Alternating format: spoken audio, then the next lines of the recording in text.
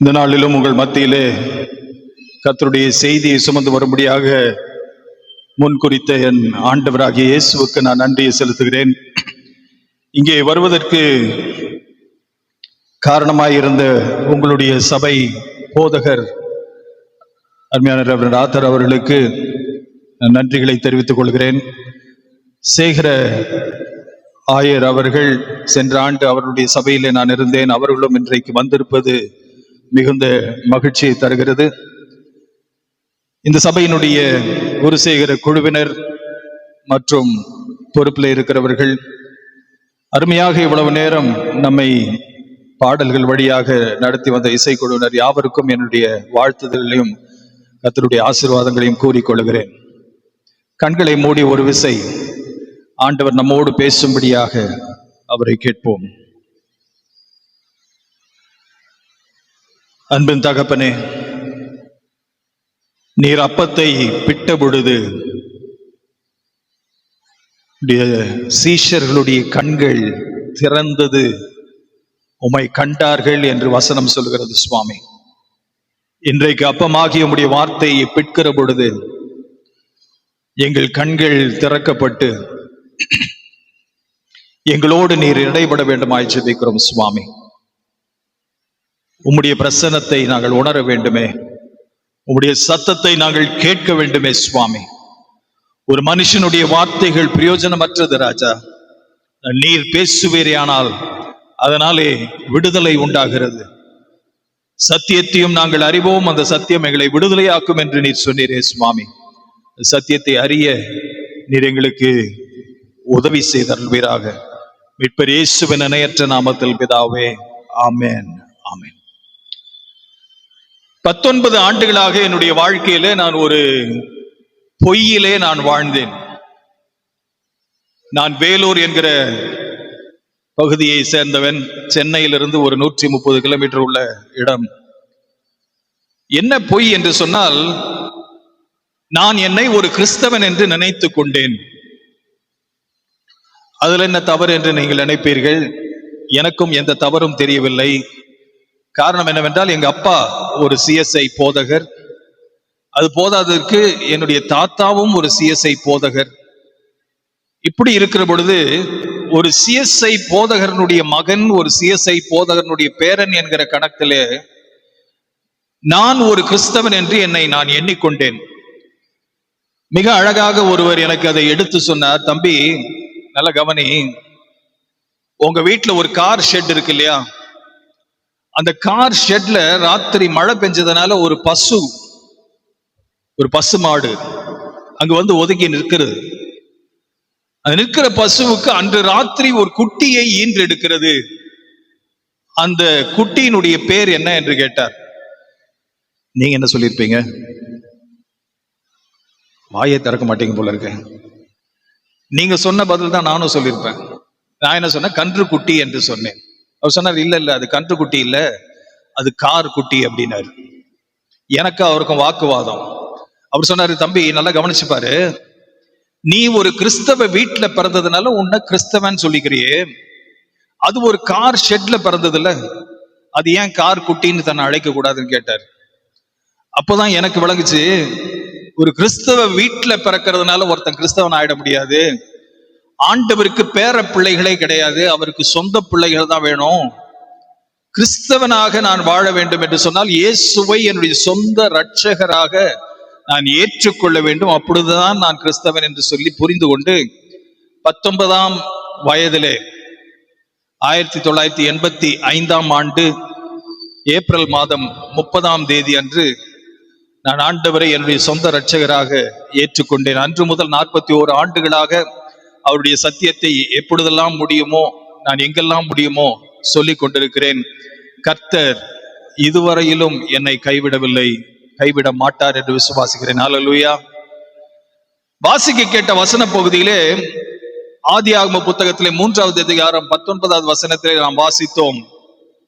ஆண்டவர் முதல் படைத்த மனுஷனாகிய ஆதாமை பார்த்து, ஆதாமே நீ எங்கே இருக்கிறாய் என்று கேட்கிறார். கடவுள் என்று சொல்லும் பொழுது அவர் சர்வ ஞானியாய் இருக்க வேண்டும், எல்லாவற்றையும் அறிந்தவராய் இருக்க வேண்டும், சர்வ வியாபியாய் இருக்க வேண்டும். அதாவது எல்லா இடத்திலும் இருக்கிறவராய், எங்கும் வியாபித்து இருக்கிறவராய் இருக்க வேண்டும். எல்லாவற்றையும் செய்ய வல்லவர், சர்வ வல்லவராக இருக்க வேண்டும் என்றுதான் நம்முடைய புரிதல். கடவுள் என்றால் எல்லாவற்றையும் அறிந்திருக்க வேண்டும். அப்படி இருக்கும் பொழுது ஆதாம் எங்கே இருக்கிறான் என்று தெரியாமல் கேட்டுக்கொண்டிருக்கிறார். ஆதாமே, நீ எங்கே இருக்கிறாய் என்று சொன்னால், ஆதாம் எங்கே ஒளிந்து கொண்டிருக்கிறான் என்று ஆண்டவருக்கு தெரியாதா? நிச்சயமாக அப்படி கிடையாது. அவன் ஒளிந்து கொண்டு ஆண்டவருக்கு மறைவாக இருக்கிறதுனாலே அவனை தேடி இந்த கேள்வியை கேட்கவில்லை. இந்த கேள்வியை ஆண்டவர் கேட்டதனுடைய நோக்கமே வேற.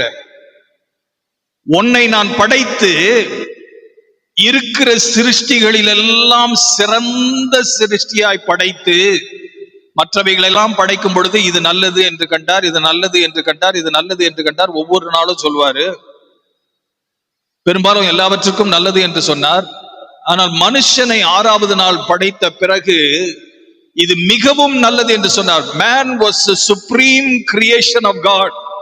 ஆண்டவர் படைத்த படைப்புகளெல்லாம் சிறந்த இவன் அவனை ஆளுகை செய்யும்படியாக, தலை நிமிர்ந்து நடக்கும்படியாக, தோள் தூக்கி நடக்கும்படியாக ஒரு வீரனாக அந்த தோட்டத்திலே வைத்தார். அதில் நடந்தது என்ன தெரியுமா? அவன் பாவத்திலே விழுந்ததுனால இப்ப கோழைத்தனமாக பயந்து போய் ஒரு முச்செடிக்கு பின்னாடியோ, ஒரு செடிக்கு பின்னாடியோ, ஒரு மரத்துக்கு பின்னாடியோ ஒளிந்திருக்கிறான். ஆதியாகமம் 3வது அதிகாரம் 9வது வசனத்திலே, ஆதாமே நீ எங்கே இருக்கிறாய் என்று கேட்ட கேள்வி, ஆதாமே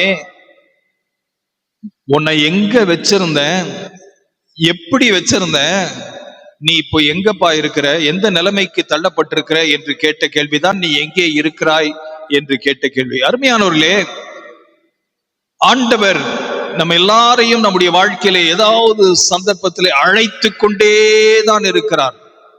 நமக்கு இருக்கிற ஒரு பெரிய ஒரு தவறுதலான எண்ணம் என்னவென்றால், ஊழியக்காரர்களை ஆண்டவர் அழைக்கிறார், ஊழியம் செய்கிறார்கள். போதகர் பணிக்கென்று ஒரு சிலரை ஆண்டவர் அழைக்கிறார், அவர்கள் போதக பணியை செய்கிறார்கள். எனக்கு கடமை என்ன? நான் சபையில வந்து உட்கார்ந்து பிரசங்கத்தை கேட்டுட்டு காணிக்கையை போட்டுட்டு பாடல்களை பாடிவிட்டு வீட்டுக்கு போக வேண்டியது, அதுதான் என்னுடைய கடமை. ஆண்டவர் என்னையெல்லாம் அழைக்கிறதில்லை என்று சொல்லி நீங்கள் நினைக்கிறீர்கள். அருமையானவர்களே, இன்று ராத்திரியா நான் உங்களுக்கு சொல்ல வந்திருக்கிற சத்தியம் என்னவென்றால், ஆண்டவர் உங்களை அழைக்கிறார். விசுவாசிக்கிறவர்கள் மாத்திரம் ஹல்லேலூயா சொல்லுவோமா? என்னை அழைத்தார், 41 ஆண்டுகளுக்கு முன்பாக அழைத்தார். ஆண்டவர் அழைக்கிற பொழுது பிரச்சனை என்னவென்றால், அநேக சமயங்களிலே நம்மிடத்திலே குறை இருக்கிறதுனாலே அந்த சத்தம் கேட்கிறதில்லை. எல்லாருடைய கையிலையும் செல்போன் இப்பொழுது இந்த நாட்களிலே இருக்கிறது. இந்த செல்போனை வைத்துக் கொண்டு என்னுடைய நண்பருக்கு நான் வேகமாக ஒரு விஷயத்தை சொல்ல வேண்டும், அவசரமாக சொல்ல வேண்டும் என்று சொல்லி இந்த போனை எடுத்து அவருடைய நம்பரை நான் டயல் பண்றேன். டயல் பண்ணிட்டு காதுல வைக்கும் பொழுது ஒரு வெறுப்பூட்டக்கூடிய ஒரு செய்தி அதுல சில சமயங்களிலே வரும். நீங்கள் எல்லாரும் அனுபவித்திருப்பீர்கள். நீங்கள் தொடர்பு கொள்ள நினைக்கிற நபர் தற்சமயம் பிஸியாக இருக்கிறபடினாலே சிறிது நேரம் கழித்து தொடர்பு கொள்ளவும். கேட்டிருக்கீங்களா இல்லையா? அருமையானவர்களே, ஆண்டவர் உங்களை அழைக்க முற்படுகிற அநேக சமயங்களிலே, அநேகருடைய வாழ்க்கையிலே ஆண்டவருக்கு இந்த மாதிரி ஒரு சத்தம் கேட்குது. என்னது?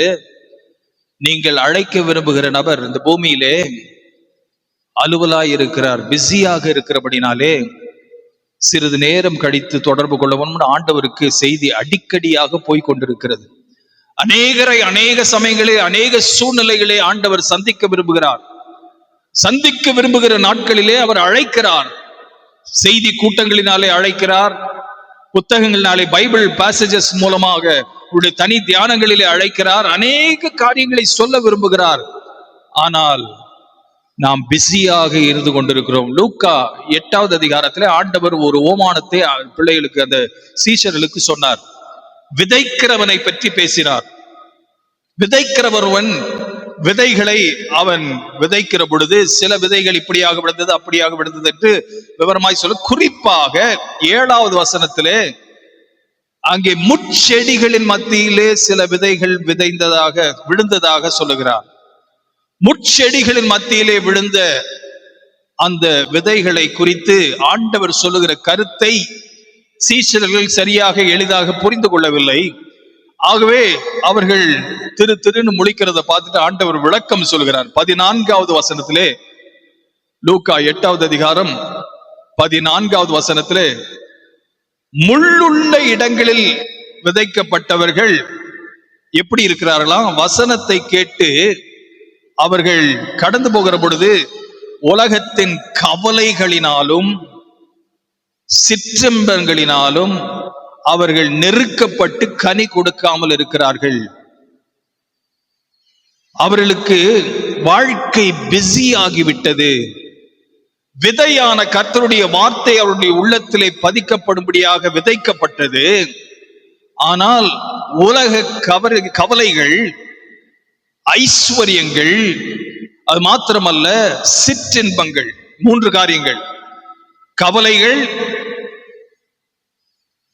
அதுக்கப்புறம் என்ன? அலுவல்கள், கவலைகள், ஆஸ்திகள், அது மாத்திரம் இல்லாமல் சிற்றின்பங்கள். இந்த 3 காரியங்கள் எல்லா மனிதர்களையும் கர்த்தருடைய வசனத்திலிருந்து அவர்களை விலகச் செய்கிறது. பிஸி பிஸி என்று சொல்லி அவருடைய வாழ்க்கையிலே வசனத்தை ஏற்றுக்கொள்ளாமல் இருக்கிறதுனால அவளுக்கு கர்த்தருடைய வசனம் போய் இன்னும் சரியாக பதியாமல் அவருடைய வாழ்க்கையிலே ஆண்டவர் என்ன செய்ய வேண்டும் என்று விரும்புகிறாரோ அந்த காரியங்களை செய்ய முடியாமல் இன்னும் அவர்கள் ஆண்டவருக்கு தூரம் நின்று கொண்டிருக்கிறார்கள். அருமையானவர்களே, உங்களுடைய வாழ்க்கையிலே நீங்கள் பிஸியாக இருக்கிறபடினாலே ஆண்டவர் உங்களுடைய வாழ்க்கையின் மூலமாக என்ன செய்ய சித்தமாய் இருக்கிறாரோ அதை செய்ய முடியாமல் அநேக சமயங்களிலே ஆண்டவர் விசனப்படுகிறார். இன்று ராத்திரி உங்களோடு கூட பிரத்யேகமாக பேச விரும்புகிறார். உன் மூலமாக உன்னை நான் படைத்ததனுடைய நோக்கத்தை நான் நிறைவேற்றாமல் இருக்கிறது, எனக்கு என் மனதிற்கு வேதனையை தருகிறது என்ற ஆண்டவருடைய சத்தம் உங்களுக்கு நேராக இந்த ராத்திரி வந்து கொண்டிருக்கிறது. லூக்கா 14வது அதிகாரத்திலே ஆண்டவர் மற்றும் ஒரு ஓமானத்தை சொன்னார். விருந்தை ஒருவன் ஏற்படுத்தினான். அந்த விருந்தை ஏற்படுத்தி அநேகரை அழைத்திருந்தான். அநேகர் அந்த விருந்துக்கு வருவார்கள் என்று சொல்லி பிரம்மாண்டமான ஒரு ஏற்பாடை அவன் செய்து வைத்திருந்தும் கூட அன்றைக்கு அந்த விருந்தின் பொழுதிலே அவன் எதிர்பார்த்தவர்கள் வரவில்லை. அப்ப வேலைக்காரர்களை விட்டு இவர்களை எல்லாம் போய் பார், நான் அழைத்தேனே, அவர்கள் ஏன் வரவில்லை என்று பார் என்று சொல்லி கேட்கும் பொழுது அந்த வேலைக்காரன் போய் திரும்ப வந்து பதில் சொல்கிறான். 17வது வசனத்தை நீங்கள் பார்ப்பீர்கள் என்று சொன்னால், லூக்கா 14வது அதிகாரம் 17வது வசனம் முதற்கொண்டு அவர்கள் அநேகரும் சாக்குகள் போக்குகள் சொல்ல ஆரம்பித்தார்கள், எக்ஸ்கியூஸ் சொல்ல ஆரம்பிக்கிறார்கள். இதனால நான் வரல. முதல் சொல்றான் ஒருத்தன், நான் வயலை கொண்டேன், ரியல் எஸ்டேட் பிசினஸ் செய்யறாரு அவரு, அகத்தியமாய் போய் நான் அந்த வயலை நான் பார்க்க வேண்டும், என்னை விட்டு விடுங்கள் என்று சொல்கிறான். மற்றொருவனை போய் பார்த்து, அவனை கூட தானே அழைச்சாரு என்று சொல்லி அவனை பார்க்கும் பொழுது அவன் சொல்றான், நான் 5 ஏர் மாடுகளை பெற்றிருக்கிறேன், புதுசா வண்டிகளை அவன் டெஸ்ட் டிரைவ் பண்ணும்படியாக ஏற்பாடு செய்திருக்கிறான், ஆகவே விருந்துக்கு வர முடியாது என்று சொல்கிறான். 3வது ஒரு நபரை போய் பார்க்கும் பொழுது, இப்பொழுதுதான் திருமணமானது, அநேக காரியங்களை செட்டில் பண்ண வேண்டியது இருக்கிறது, நான் பிஸியாக இருக்கிறேன், பிஸி பிஸி பிஸி பிஸி என்று சொல்லி அந்த விருந்தை அவர்கள் சந்திக்க முடியாதபடிக்கு, அந்த அழைப்பை அவர்கள் ஏற்று அனுபவிக்காதபடிக்கு, அவருடைய வாழ்க்கையில பிஸியாக இருந்தபடினாலே பெரிய ஒரு ஆசீர்வாதமாக வைக்கப்பட்டிருந்த அந்த விருந்து அவர்களுக்கு உரியதா இல்லாதபடிக்கு தெருக்களிலே இருந்தவர்களுக்கு, புறக்கணிக்கப்பட்டவர்களுக்கு போய் சேர்ந்தது என்று ஆண்டவர் அந்த ஓமானத்தின் வழியாக சொல்கிறார். அருமையானவர்களே, திருச்சபையிலே ஆண்டவர் தம்முடைய வசனத்தின் மூலமாக வைத்திருக்கிற அநேக ஆசீர்வாதங்களை இன்றைக்கு அநேகர் பெற்று அனுபவிக்க முடியாமல் இருக்கிறதனுடைய காரணமே பிஸியாக இருக்கிறபடினாலே.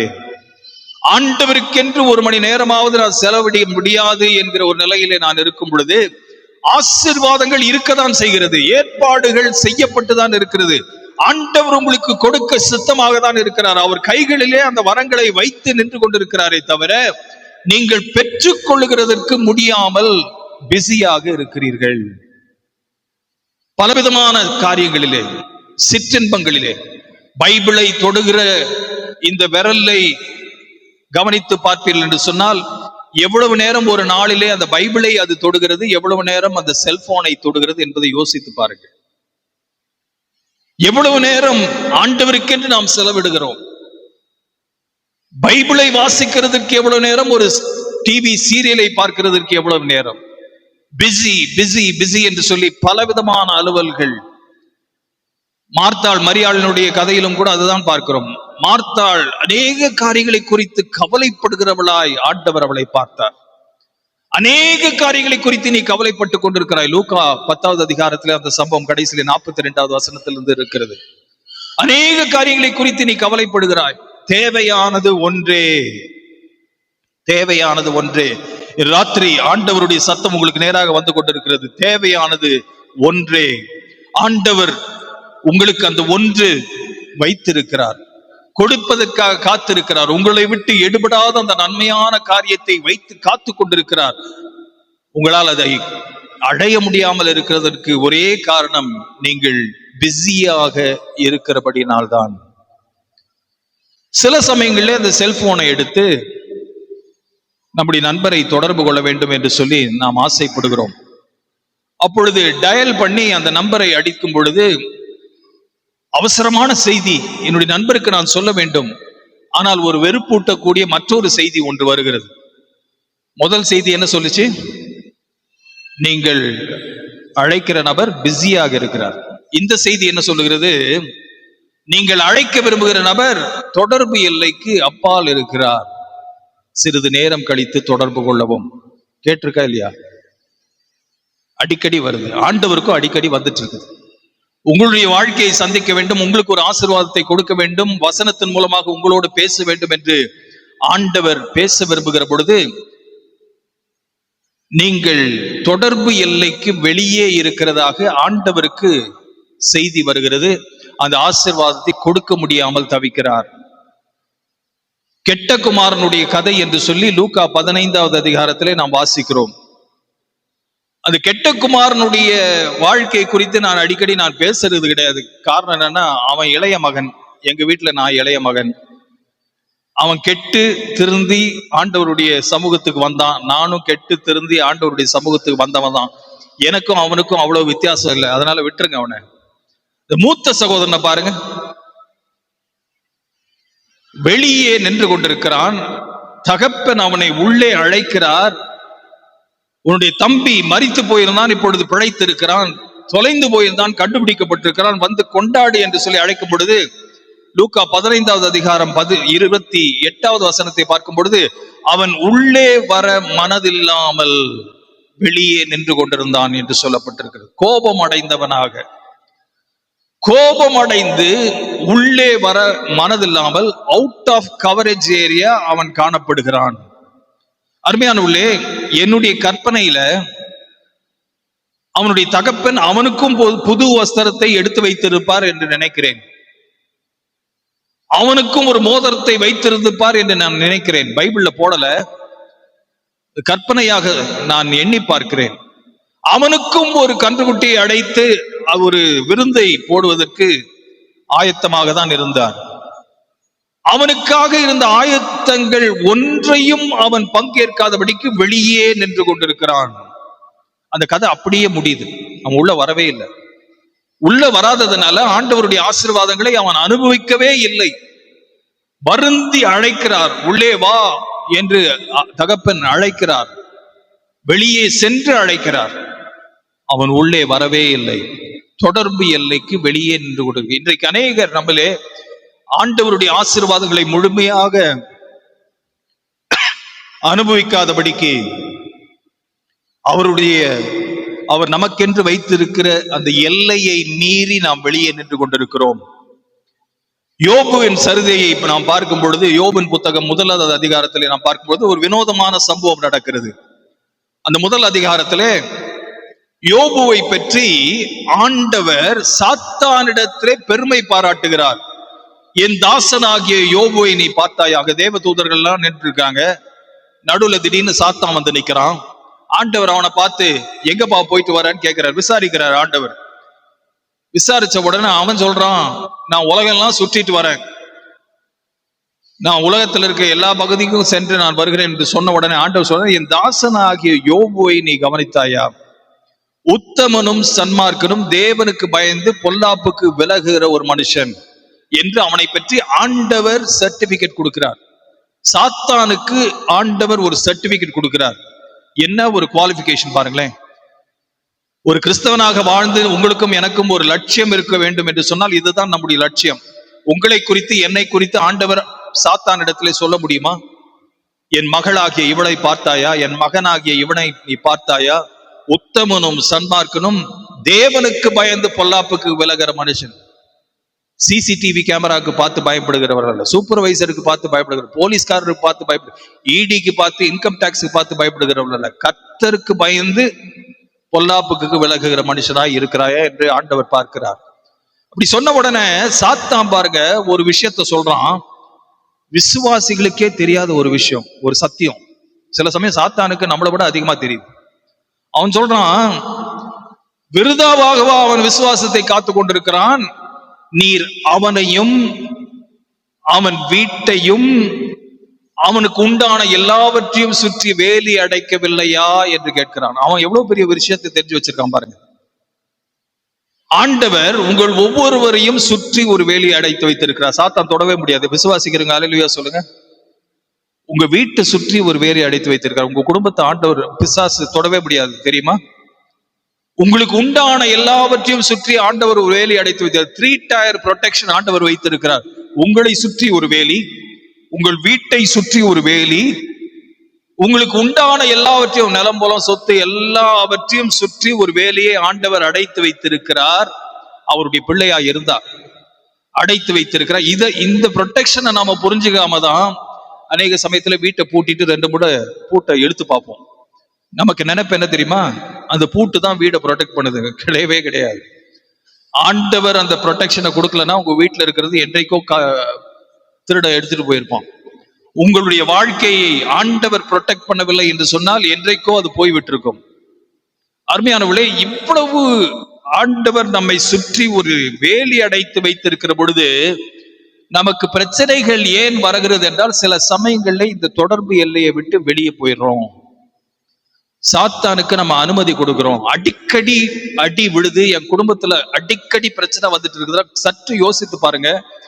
தொடர்பு எல்லைக்கு வெளியே நீங்க நின்றுட்டு இருக்கிறீங்களா? அவர் வைத்திருக்கிற பாதுகாப்பு வளையத்தை விட்டு நீங்க வழி விலகி வெளியே நிற்கிறீங்களான்னு சொல்லி யோசித்து பாருங்க. சற்று யோசித்து பாருங்க. அது ஒரு காரணமாக இருக்கலாம். ஆண்டவருடைய சித்தத்தை விட்டு நீங்கள் இஷ்டம் போல வாழ்ந்து கொண்டிருப்பீர்கள் என்று சொன்னால் அந்த வளையம் நீக்கப்படுகிறது. சாத்தான் உங்களை தொடுவதற்கு எளிதாகிறது. யோபுக்கு அந்த வளையம் இருந்தபடினாலே சாத்தானால தொட முடியல. இல்லைன்னா முன்னாடியே தொட்டிருப்பான். பெர்மிஷன் கேட்டு அதுக்கப்புறம் தான் அவனால தொட முடிஞ்சுச்சு. தொடர்பு எல்லைக்கு வெளியே இருக்கிறது ரொம்ப டேஞ்சரஸ். ஆண்டவர் உங்களிலே அநேகரிடத்துல இன்றைக்கு பேசிக் கொண்டிருக்கிறார்.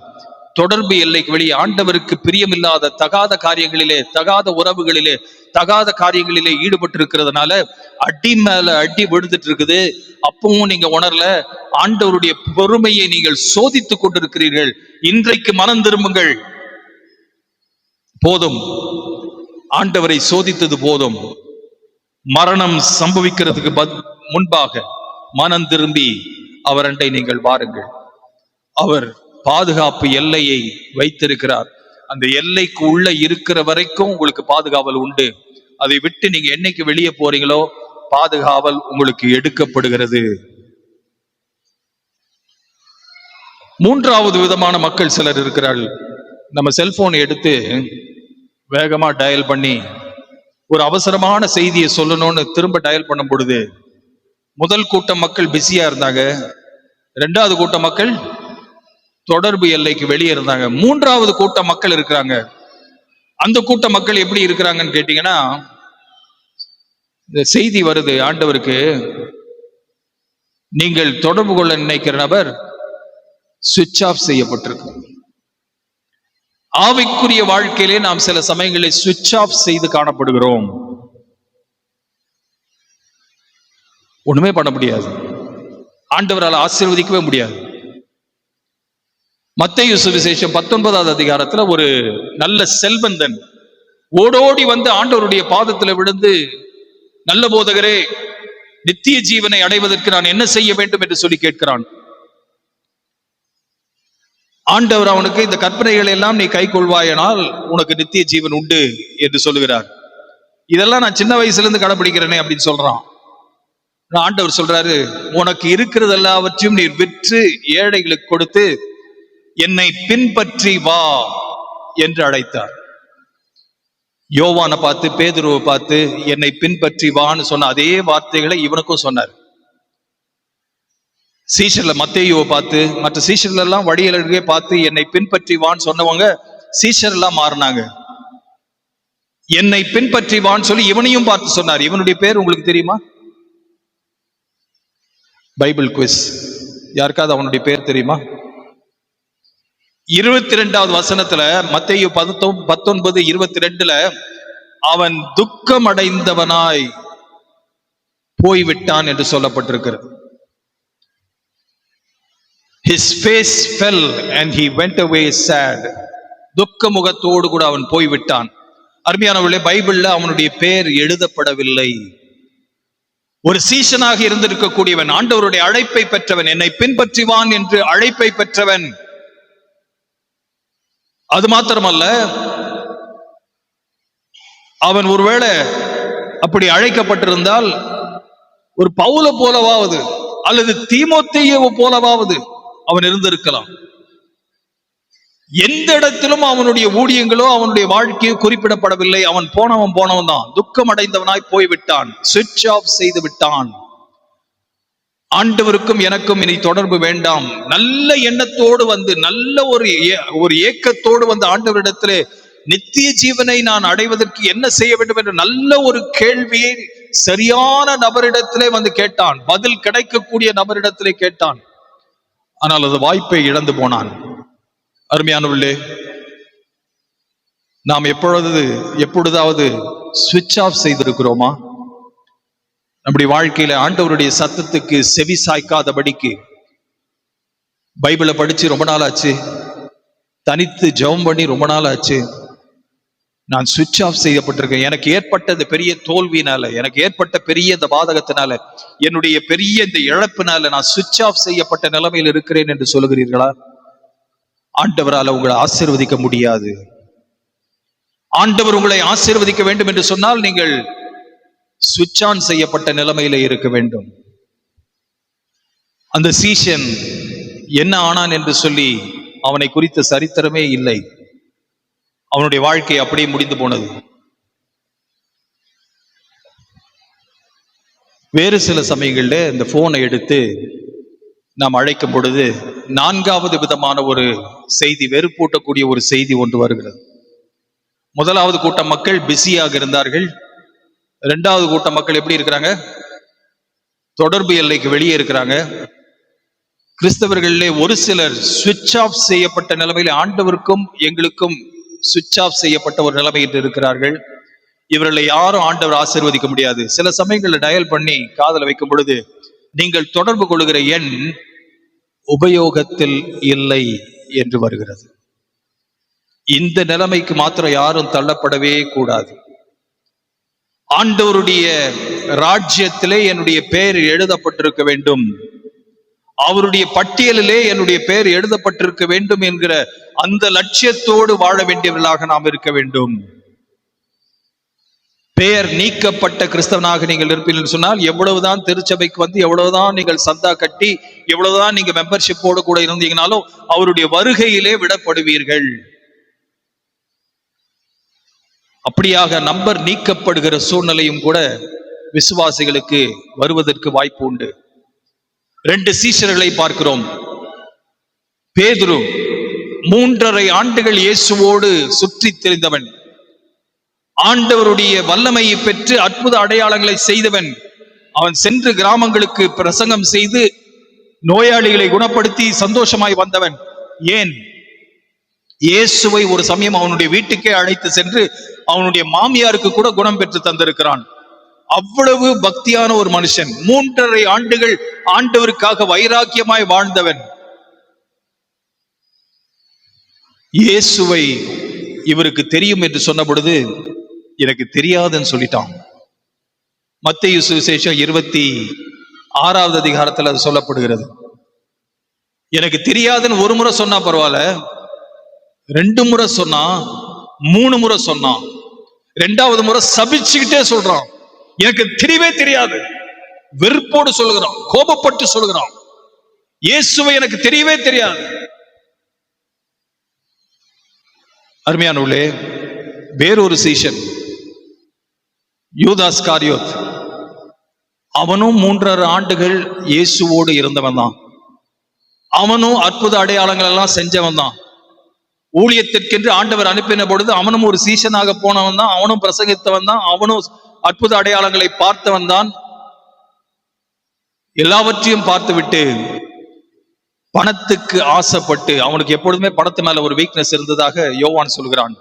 அந்த பணத்துக்கு ஆசைப்பட்டு அவன் நினைச்சான், இந்த பணத்தை எனக்கு கொடுப்பாங்க, இயேசுவை நான் காட்டி கொடுக்குறேன். இயேசுவை எப்பயா பிடிச்சிருக்காங்க? அவரை பிடிக்கிறதே கஷ்டம். எத்தனை முறை அவர் தப்பித்து போகிறார். இந்த சமயம் நான் காசை வாங்கிடுறேன், அவர் தப்பிச்சு போயிடுவாருன்னு நினைச்சு காசை வாங்கிட்டான். காசை வாங்கிட்ட பிறகு கேள்விப்படுறான், அவரை பிடிச்சு சிலுவைக்கு நேராக கொண்டு போறாங்க, சிலுவையில அவரை அறைய போறாங்கன்னு கேள்விப்பட்ட உடனே அவனால தாங்க முடியல. மத்தேயு 27வது அதிகாரம் 5வது வசனத்தை பார்க்கும் பொழுது, அந்த காசை கொண்டு போய் தேவாலயத்துல தூக்கி விசிறி அடிச்சுட்டு அவன் போய் நாண்டு கொண்டு செத்தான் என்று சொல்லப்பட்டிருக்கிறது. கம்ப்ளீட்டா அவனுடைய பெயர் பரலோகத்தின் புஸ்தகத்திலிருந்து நீக்கப்பட்டு விட்டது. ஆனால் அதே மத்தேயு 26வது அதிகாரம் 75வது வசனத்தை நீங்கள் பார்ப்பீர்கள் சொன்னால், அங்கே பேதுரு மனங்கசந்து அழுது இயேசு அண்டை மீண்டும் அவன் வந்ததனாலே ஆண்டவர் அவனை பார்த்து பட்சமாய், என்னை நேசிக்கிறாயா, என்னை நேசிக்கிறாயா, என்னை நேசிக்கிறாயா என்று 3 தரம் மறுதளித்த அந்த சீடனை பார்த்து 3 தரம் என்னை நேசிக்கிறாயா என்று கேட்டு அவனை திருச்சபையினுடைய தலைவனாக ஏற்படுத்தினார். அவன் மூலமாக திருச்சபை பிறந்தது. அவனுடைய பெயர் பரலோக புத்தகத்திலே சேர்க்கப்பட்டது. 2 பேருக்கும் அந்த ஒரே சோதனை, ஆனால் அவனுடைய பெயர் நீக்கப்படவில்லை. யூதாசனுடைய பெயரோ நீக்கப்படுகிறது. அருமையானவர்களே, எபிரேயர் நிருபத்திலே 6வது அதிகாரம், யாராவது ஒருத்தர் கொஞ்சம் நல்ல சத்தமா வாசிப்பீங்களா? எபிரேயர் 6வது அதிகாரம் 4லிருந்து 6வது வசனம் வரைக்கும்.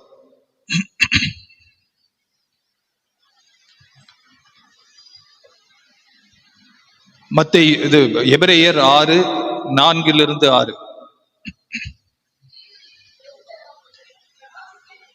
ஏனெனில் ஒரு தரம் பிரகாசிக்கப்பட்டும் பரம ஈவை ருசி பார்த்தும் பரிசுத்த ஆவியானவரை பெற்றும் தேவனுடைய நல் வார்த்தையை கேட்டு இனி வரும் உலகத்தின் பலன்களையும் கேட்டு மறுதளித்து போனவர்கள் தேவனை மீண்டுமாய், இயேசுவை மீண்டுமாய் சிலுவையிலே அறைகிறபடினாலே ரட்சிக்க கூடாதபடிக்கு மனம் திரும்புதலுக்கு ஏதுவாய் அவர்களை புதுப்பிக்கிறது கூடாத காரியமாயிருக்கிறது. இயேசுவை குறித்து கேள்விப்பட்டு சபையிலே வந்து அமர்ந்திருந்து சத்தியத்தை கேட்டு அவரை குறித்த நற்செய்தியை அறிந்து கொண்ட பிறகும் நீ பாவத்திலே ஜீவிப்பாய் என்று சொன்னால், மீண்டும் இயேசுவை சிலுவையிலே கொண்டு போய் நீங்கள் அறைகிறபடியினாலே ரட்சிக்கப்படுகிறது முடியாத காரியமாயிருக்கிறது. இயேசுவை மீண்டும் சிலுவையில் அறைகிறவர்களாய், இயேசுவை மறுதளிக்கிறவர்களாய், காட்டி கொடுக்கிறவர்களாய் வாழ்கிறவர்களுடைய பெயர்கள் நீக்கப்பட்டு போகும். அருமையானவர்களே, இன்றைக்கு எந்த நிலைமையில் நீங்கள் இருக்கிறீர்களோ எனக்கு தெரியாது. ஆண்டவரோடு தொடர்பிலே எந்த நிலையில் நீங்கள் இருக்கிறீர்கள் என்பதை நீங்களே சற்று நிதானித்து பாருங்கள். ரொம்ப பிஸியா உங்களுடைய காரியங்களாக, குடும்பத்தின் காரியங்களாக, படிப்பின் காரியங்களாக, அலுவலின் காரியங்களாக ஆண்டவரை மறந்து போனவர்களாக இருக்கிறீர்களா? அல்லது தொடர்பு எல்லைக்கு வெளியே ஆண்டவருக்கு பிரியமில்லாத காரியங்களில் ஈடுபட்டு அடி மேல அடி விடுது, ஆனாலும் நீங்க இன்னும் உணராம இருக்கிறீங்க, ஆண்டவர் பொறுமையோடு கூட இருக்கிறாருன்னு பார்த்துட்டு இருக்கிறீங்களா? அல்லது ஒருவேளை ஸ்விட்ச் ஆஃப் பண்ண நிலைமையில ஆண்டவருக்கும் எனக்கும் அந்த நெருக்கமான இருந்த தொடர்பு இனி இல்லாத ஒரு நிலையில இருக்கிறீர்களா? உங்களுடைய வாழ்க்கையில எந்த நிலையில் இருக்கிறீர்கள் என்பதை சிந்தித்து பாருங்கள். ஒரு ஆவிக்குரிய ஒரு எழுப்புதலை உங்களுடைய வாழ்க்கையிலே ஆண்டவர் எதிர்பார்க்கிறார். நீங்கள் ஆவிக்குரிய ஜீவியத்தை வாழ வேண்டும் என்று சொல்லி எதிர்பார்த்து கொண்டிருக்கிறார். ஒரு மனுஷனுக்கு 2 நாய்கள் இருந்ததாம். 2 நாயை வளர்த்து வந்தான். ஒன்று ஒரு கருப்பு நாய், இன்னொன்று ஒரு வெள்ளை நாய். அவன் ஒரு அப்பார்ட்மெண்ட்ல தங்கி இருந்தான். இந்த 2 நாய்களையும் வளர்த்து வரான். திடீர்னு ஒரு நாள் அப்பார்ட்மெண்ட் கீழே இருக்கக்கூடிய அந்த நிலப்பகுதியில இந்த 2 நாய்களையும் கொண்டு வந்து வச்சுட்டு, ஒரு போட்டியை நான் நடத்த போகிறேன், இதுல யார் யாரெல்லாம் இதுல இன்ட்ரெஸ்ட் இருக்கிறதோ வந்து நீங்க பெட் கட்டலாம் என்று சொன்னான். எந்த நாய் ஜெயிக்க போகிறது என்பது சொல்லி நீங்க பெட் கட்டலாம் என்று சொல்லி அவளிடத்துல கேட்டுக்கொண்டான். கருப்பு நாய் ஜெயிக்க போகிறதா, வெள்ளை நாய் ஜெயிக்க போகிறதா, 2 நாய்களும் சண்டை போட போகிறது என்று சொன்ன உடனே எல்லாரும் அங்கே வந்தார்கள். அந்த வெள்ளை நாயை பார்த்த பொழுது நல்ல கொழு கொழு என்று இருந்தது, நல்ல பார்ப்பதற்கு சௌந்தரியமாய் இருந்தது. நிச்சயமாக இந்த வெள்ளை நாய் தான் ஜெயிக்கும் என்று நினைத்து எல்லாரும் பந்தயம் கட்டினார்கள். அந்த வெள்ளை நாய் ஜெயிக்கும் என்று சொல்லி பந்தய பணத்தை கட்டி விட்டார்கள். நடந்தது என்ன தெரியுமா? ஒரே ஒரு நொடி பொழுதிலே அந்த கருப்பு நாய் வந்த வேகத்தினாலும் வந்த வெறித்தனத்தினாலும் அந்த வெள்ளை நாய் ஓடோடி விட்டது. அதிகமான கடிகள் பட்டு தப்பித்து போனால், நாம் தப்பித்து பிழைத்தோமானால் போதும் என்று சொல்லி அந்த வெள்ளை நாய் ஓடிவிட்டது. அதனுடைய காரணம் என்ன தெரியுமா? அவன் வளர்க்கிற பொழுது அந்த வெள்ளை நாய்க்கு ஒரே ஒரு நாள் தான் நல்ல சாப்பாடு. ஞாயிற்றுக்கிழமை மாத்திரம்தான் பிரியாணி போடுவான். மற்ற நாளெல்லாம் 2 பிஸ்கெட் கொஞ்சம் பால் கொடுப்பான். வார நாளெல்லாம் 2 பிஸ்கெட் ஒரு பால், இவ்வளவுதான். ஆனா அந்த கருப்பு நாய்க்கு தினமும் எலும்பு கறி, சூப்பு, பிரியாணி என்று சொல்லி நல்ல வளர்த்து நல்ல ஆகாரத்தை போட்டு அவனை வளர்த்து வச்சிருந்தான். இந்த விஷயம் யாருக்குமே தெரியாது. பார்ப்பதற்கு வெளி தோற்றம் ஒரே போல இருந்ததுனால எல்லாரும் பந்தயத்தை கட்டினது அந்த வெள்ளை நாய் மேல கட்டினாங்க. ஆனா ஜெயிச்சது கருப்பு நாய். அருமையானவர்களே, நம்ம எல்லாருடைய வாழ்க்கையிலும் நம்முடைய தனிப்பட்ட வாழ்க்கையில ஒரு கருப்பு நாய் இருக்கிறது, ஒரு வெள்ளை நாய் நம்முடைய வாழ்க்கையில இருக்கிறது. இந்த வெள்ளை நாய் தான் நம்முடைய ஆவிக்குரிய ஜீவியம். இந்த கருப்பு நாய் நம்முடைய உலக பிரகாரமான ஜீவியம். நாம் எல்லாவற்றையும் செய்கிறோம் இந்த வாழ்க்கையிலே. தினந்தோறும் எழுந்து காலையிலிருந்து ராத்திரி வரைக்கும் நாம தூங்குற வரைக்கும் பலவிதமான காரியங்களில் ஈடுபடுகிறோம். எத்தனை காரியங்கள் அந்த கருப்பு நாய்க்காக செய்து கொண்டிருக்கிறோம் என்பதை யோசித்து பாருங்கள். எத்தனை காரியங்களை வெள்ளை நாய்க்காக செய்து கொண்டிருக்கிறோம் என்பதை யோசித்து பாருங்கள். ஒரு கடைக்கு சென்று வந்தோம் என்று சொன்னால் வாங்கின 10 பொருட்களும் அந்த கருப்பு நாய்க்காக தான், சரீர பிரகாரமான மனுஷனுக்காக தான். ஆகார பொருட்களை வாங்கினோம், அழகு பொருட்களை வாங்கினோம், நமக்கென்று நம்முடைய வாழ்க்கைக்கென்று வேண்டிய பொருட்களை எல்லாம் வாங்குகிறோம், செலவு செய்கிறோம். நம்முடைய செலவுகள் எல்லாம் அந்த கருப்பு நாயை வளர்ப்பதற்காக தான். உலக பிரகாரமான மனுஷன் நன்றாக வளர்ந்திருக்கிறான். உங்களுடைய உலக பிரகாரமான வாழ்க்கை செழித்து காணப்படுகிறது. ஆனால் வசனத்தை பொறுத்த மட்டிலோ, ஆவிக்குரிய காரியங்களை குறித்த மட்டிலோ, தினமும் ஒரு வசனமோ 2 வசனமோ படிக்கிறீர்கள், ஒரு 5 நிமிடம் ஜெபம், ஞாயிற்றுக்கிழமானா கொஞ்ச நேரம் சபையில வந்து உட்கார்றதுனால சத்தியத்தை கேட்கிறோம். இது மாத்திரம்தான் நம்முடைய ஆவிக்குரிய வாழ்க்கைக்கு போஷாக்காக இருக்கிறது. ஒரு ஆவிக்குரிய போராட்டம் என்று வரும் பொழுது எப்பொழுதுமே நம்முடைய மாம்சம் தான் ஜெயிக்கிறது, ஆவி தோற்று போகிறது. The spiritual man is defeated every time. எப்பொழுதுமே தோல்வி. ஒரு ஆவிக்குரிய தோல்வியை நாம் உணர்ந்து வருகிறோம். இன்றைக்கு ஆண்டவர் உங்களை அழைக்கிறார். எந்த நிலைமையில் நீங்கள் இருந்தாலும் பரவாயில்லை, எப்பேற்பட்ட சூழ்நிலையில் நீங்கள் இருந்தாலும் பரவாயில்லை, கர்த்தர் உங்களை பார்த்து இன்றைக்கு, ஆதாமே நீ எங்கே இருக்கிறாய் என்று கேட்ட கேள்வியை உங்களை பார்த்து கேட்கிறார். மகளே, என்னோடு கூட நீ வாழ்ந்த வாழ்க்கை எப்பேற்பட்ட வாழ்க்கை, எவ்வளவு நீ ஜெபம் செய்தாய், எவ்வளவு நீ பைபிளை படித்தாய், எவ்வளவு வாஞ்சியாய் என்னுடைய வசனத்துக்காக ஓடினாய் ஒரு காலத்திலே. மகனே, எனக்காக எவ்வளவு நீ வைராக்கியமாய் இருந்தாய். இன்றைக்கு உன்னுடைய ஆவிக்குரிய வாழ்க்கை ஆறி போய் கிடக்கிறது என்று சொல்லி ஆண்டவர் மீண்டுமாய் அழைக்கிறார். வியட்நாம் என்கிற பகுதியிலே ஒரு போர் நடந்து கொண்டிருந்த உண்மை சம்பவம் இது. இதை சொல்லி நான் முடிக்கிறேன். இந்த போர் நடந்து கொண்டிருக்கும் பொழுது பல மாதங்கள் அந்த போர் நடந்து கொண்டிருந்து திடீரென்று முடிந்து விட்டது. எல்லாரும் திரும்பி வருகிறார்கள். போர் வீரர்கள் ஜெர்மனி தேசத்துக்கு வந்து தொலைபேசியில எல்லாரும் வீட்டுக்கு பேசுகிறார்கள். அம்மா, அப்பா, அண்ணன், அக்கா, நான் திரும்ப வந்துட்டு இருக்கிறேன், போர் முடிஞ்சு போச்சுன்னு பேசும்போது பாபி போனை எடுத்து, அம்மா போர் முடிஞ்சிடுச்சுமா, பல மாதங்கள் உங்களை பார்க்காம இருந்து ரொம்ப கஷ்டப்பட்டேன், நான் திரும்பி வந்து கொண்டு இருக்கிறேன் சொன்னோன்னா அம்மாவுக்கு ரொம்ப குஷி. வாடா சீக்கிரமா, உனக்காக நான் காத்துட்டு இருக்கிறேன், எத்தனை மாதங்கள் என்று சொன்னார்கள். இன்று 4 மணி நேரத்தில் நான் வந்துருவோமான்னு சொன்னான். அம்மா ஒரு பிரச்சனை இருக்குதுமா அப்படின்னு சொன்னான். என்னடா பிரச்சனை? இல்ல, என் கூட ஒரு நண்பரை நான் கூட்டிட்டு வரலாமான்னு. அதுல போய் என்னடா பிரச்சனை இருக்குது? நண்பரை கூட்டிட்டு வரதுல என்னடா பிரச்சனை இருக்குது? அழைச்சிட்டு வா அப்படின்னு சொன்னாரு. அப்படின்னு அவங்க அம்மா சொன்னாங்க. இல்லம்மா, அந்த நண்பர்கிட்ட இன்னொரு பிரச்சனை இருக்குதுமா, அவன் பார்வையற்றவன் என்று சொன்னார். பார்வையற்றவனா? அதுல என்னடா இருக்கு பிரச்சனை? உலகத்துல எத்தனை பேர் பார்வையற்றவர்கள் வாழ்கிறார்கள்? அது ஒரு பிரச்சனையை நம்ம பார்க்க வேண்டிய அவசியம் இல்லை, அழைச்சிட்டு வா, ஒன்றும் பிரச்சனை இல்லை. இல்லம்மா, இன்னும் ஒரு பிரச்சனை இருக்குது. இந்த நண்பருக்கு கண்ணு மாத்திரம் இல்ல, கையும் வலது கை கிடையாது அவனுக்கு என்று சொன்னான். கொஞ்சம் யோசித்தாங்க. அதுக்கப்புறம் பரவாயில்லடா, ஏன்டா இதெல்லாம் சொல்லி நீ வெறுப்பேத்திட்டு இருக்கிற? நீ வரதையே நான் ஆவலமா எதிர்பார்த்துட்டு இருக்கிறேன், சீக்கிரம் கொண்டு வா, உன் நண்பர் அழைச்சிட்டு வா. பரவாயில்ல. இல்லம்மா, இன்னும் ஒரு பிரச்சனை இருக்குதுமா, இந்த நண்பருக்கு 2 காலம் இல்லம்மா.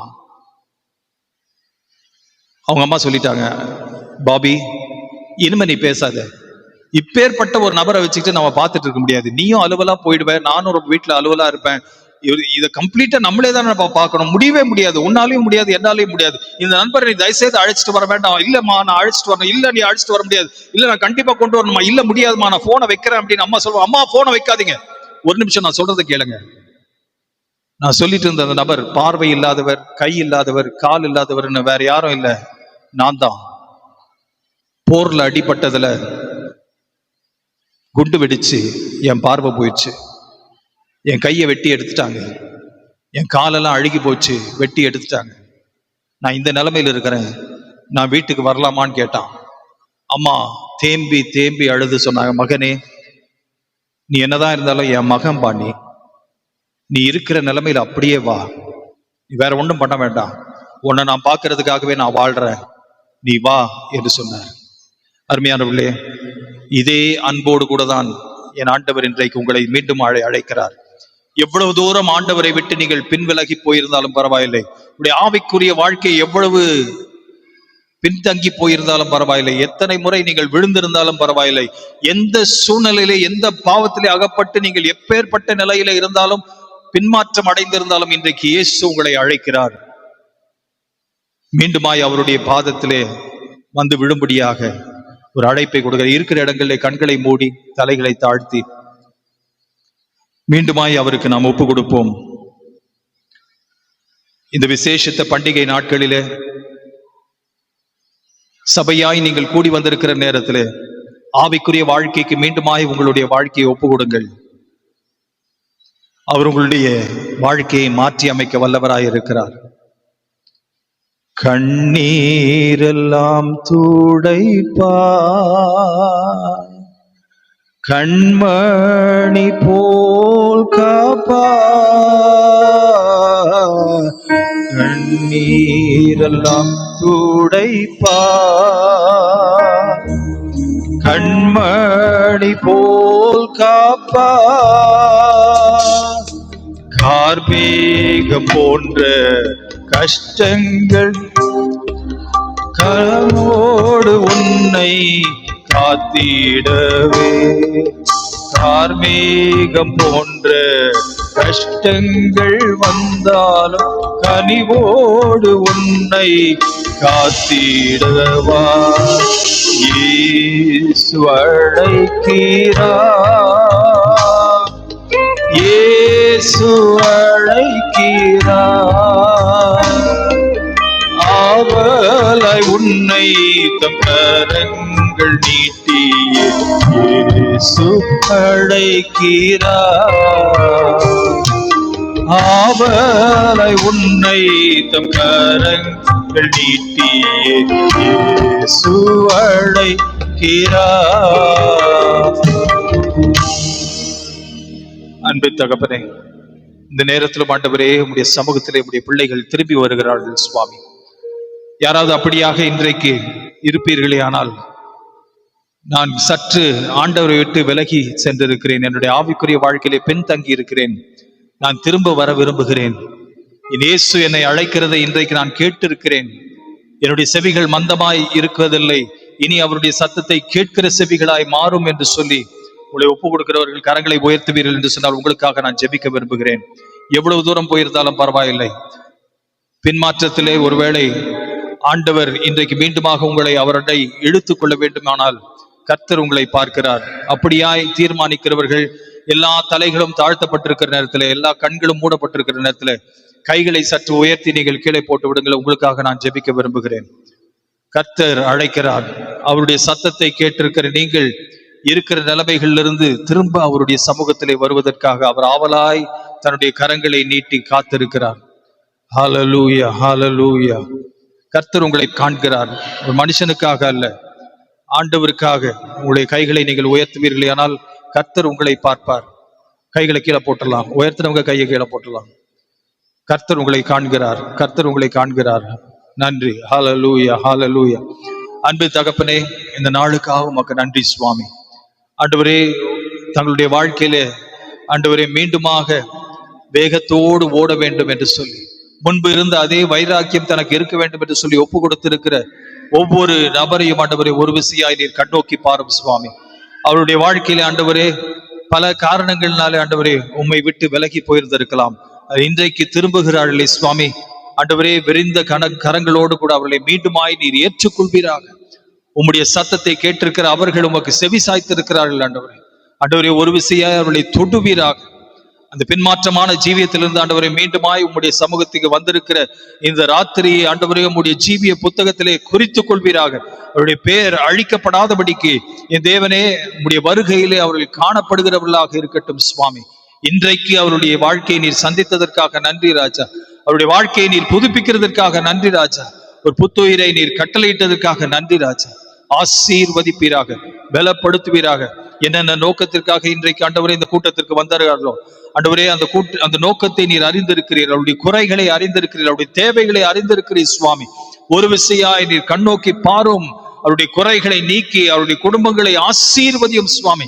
தனிப்பட்ட நபர்கள் ஆண்டவரே யாராய் இருந்தாலும், என்ன தேவைகளோடு வந்திருந்தாலும் சுவாமி, இன்றைக்கு ஒரு விசையாய் உம்முடைய கரம் நீட்டி அவர்களை தொடுவீராக, விடுவிப்பீராக ராஜா.